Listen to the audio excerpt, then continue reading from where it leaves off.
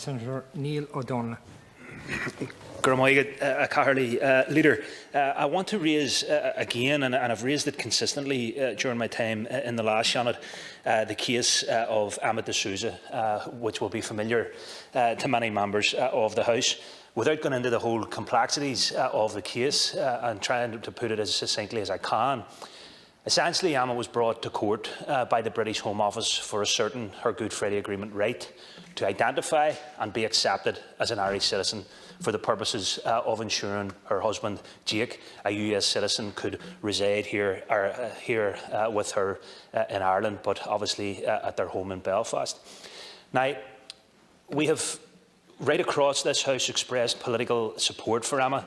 The Irish Government, the last Irish Government, and indeed this Irish Government, were engaged on the case and did offer support to Emma, and we met with the Minister for Foreign Affairs and a range of other political parties in the last few months.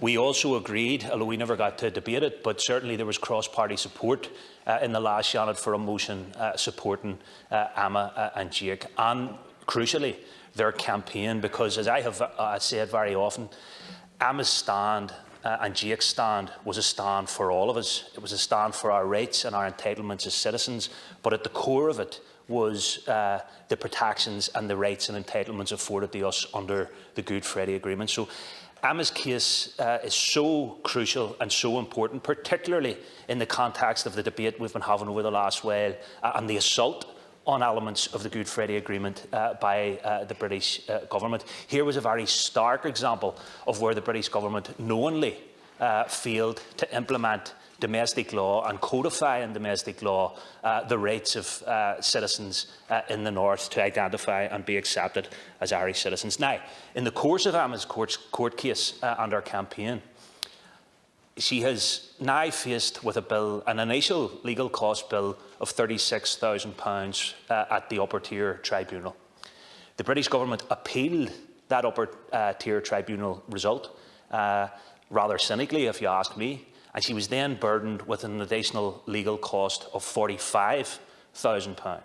So you're dealing here with the guts of £80,000 for a woman who manages a cafe and her husband who's a musician and artist, all in defence of the Good Friday Agreement and our rights. Now, the Irish Government in the past have taken cases on behalf of citizens in the North, most notably probably the case to the European courts on behalf of the hooded men.